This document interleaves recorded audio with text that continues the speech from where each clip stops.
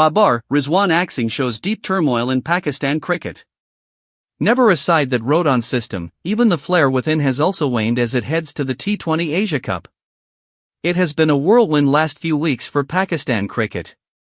First came a 202-run defeat in Taruba, deciding a 2-1 ODI series win for West Indies, their first over Pakistan in 34 years. Babar Azam and Mohammad Rizwan then didn't find a place in the Pakistan squad for the T20 Asia Cup. 2 days later, they were demoted from the premier category of the central contracts. Non-performance was deemed the main reason, and there was no sugarcoating it in the press briefings that followed. The numbers are damning as well. In the Taruba ODI where Pakistan were shot out for 91, Azam and Rizwan made 9 and 0.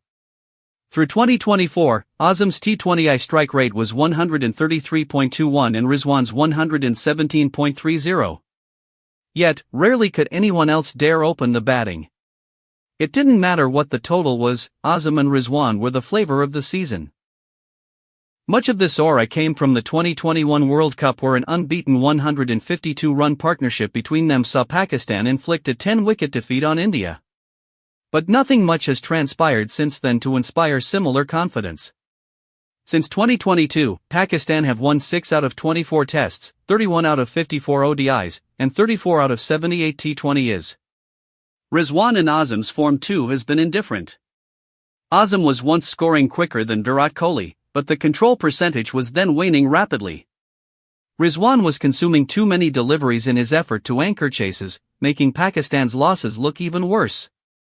Shoaib Akhtar was caustic after the Taruba defeat, suggesting that they are flat-track bullies. The ball moves a bit and they are in trouble.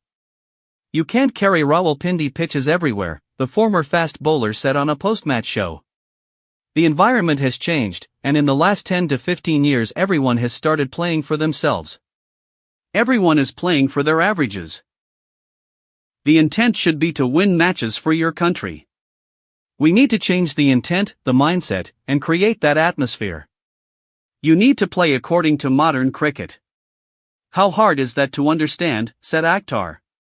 A warning shot was fired off earlier this year when Rizwan and Azam weren't named for the T20s in New Zealand. Yet these latest decisions aren't normal, not for Pakistan who have for long functioned best as fractious units that follow no plan, making it impossibly difficult to qualify for the knockouts before miraculously untangling those knots. That's how they have made it to 6 T20 World Cup semifinals in 9 editions.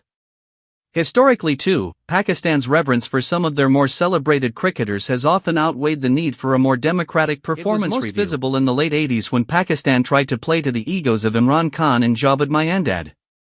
Later, Wasim Akram and Waqar Younis weren't always on the same page, yet nothing much was done to bring order to the chaos. It resonated with the prevailing subcontinent sentiment that perhaps some cricketers could be considered above criticism. The most recent case in point was Kohli, who despite not scoring 100 for several years was never dropped from the India team in any format. Runs or not, what unfailingly went in Kohli's favor was the intent and fight he brought in every game. Azam had risen to the status of someone who wouldn't be questioned in the dressing room, but his public persona was far from inspiring. And once those runs started drying up regularly, the criticism became stronger. Former all-rounder Mohammad Hafiz is one of them. Calling them key players would be wrong and unfair. Azam and Rizwan are not Pakistan cricket's key players at the moment. Key players are those who win matches for Pakistan, he said on his YouTube channel. If we look at the past year and a half to 2 years, the players showing consistent performance are Salman Agha, Seem Ayub and Hassan Nawaz. Why aren't we talking about them? There has been some chatter, but not enough to suggest that Pakistan are on the cusp of a transition. In fact, since their Champions Trophy win in 2017, no batter has emerged from the shadow of Azam to stand out long enough.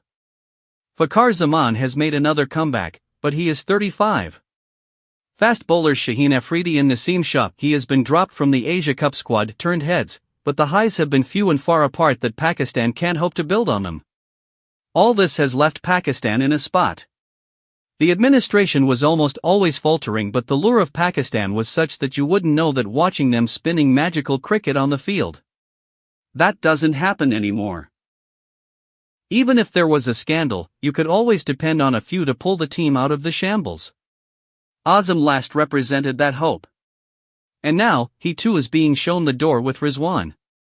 This is more like chaos, slowly engulfing the enigma that Pakistan cricket used to be. Don't forget to like, comment and subscribe for more cricket news and updates.